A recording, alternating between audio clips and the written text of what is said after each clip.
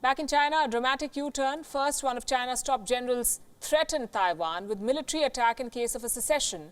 Then they saw the global backlash over Hong Kong, and now top officials in Beijing are on the back foot.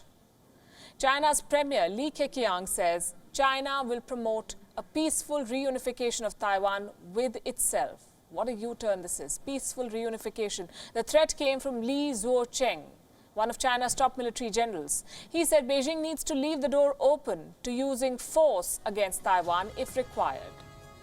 General Li was speaking at Beijing's Great Hall of the People on the 15th anniversary of the anti-secession law. This law was passed in 2005. It is this law that gives China the legal basis to undertake military action against Taiwan. Given the global backlash China is facing over Hong Kong, General Li's comments are ill-timed, to say the least. How did Taiwan respond? Their answer was short and curt. Taiwan's people will never choose dictatorship or bow to violence. That's all they said, and they said everything. Taiwan's government denounced the comments, saying these threats of war were a violation of international law, and made sure to remind China of an important fact. Taiwan has never been a part of the People's Republic of China, ever. Then, China began the firefighting exercise. First came the ruling Communist Party's third most senior leader, Li Zhanshu. This man said that as long as there is the slightest chance of peaceful resolution, we will put in 100 times the effort. Here's a reminder to him. It was one of his own generals who spoke of war and not the Taiwanese. Towards the end of his speech, even this man shifted to the same rhetoric, the use of power. He said non-peaceful means were an option of the last resort. Finally, the Chinese premier had to be called to douse the situation. China surely does not want another Hong Kong-like problem on its hand right now.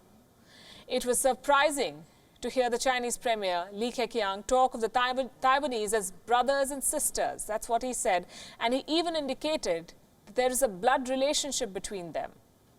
In an interaction with the media, he presented a more balanced approach, perhaps because foreign journalists were present during the video conference. This is what he had to say.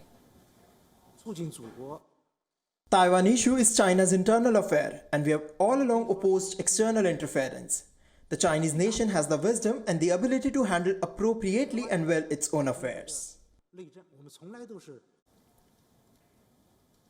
As you can see by now, all talk of war is gone. Just peaceful reunification, that's what they're talking about. But what sparked top Chinese officials to break rank and speak of war in the first place? Taiwan has denounced China's one country, two systems policy. Taiwan has denounced China's military drills near its shores and in its airspace. Even in today's response, Taiwan has denounced China's dictatorship, and to top it all, it's got a popular leader, a second-time president, Tsai Ing-wen, whom China calls a separatist, a pro-democracy, pro-independence leader. The president of Taiwan, in her inaugural speech, she dared China to adopt a peaceful approach. She warned Beijing that Taiwan will not accept China's diktats anymore. Tsai Ing-wen vowed to stand up to Beijing, and she did it in her very first speech as the president for a second term. She calls Taiwan an independent country, the Republic of China.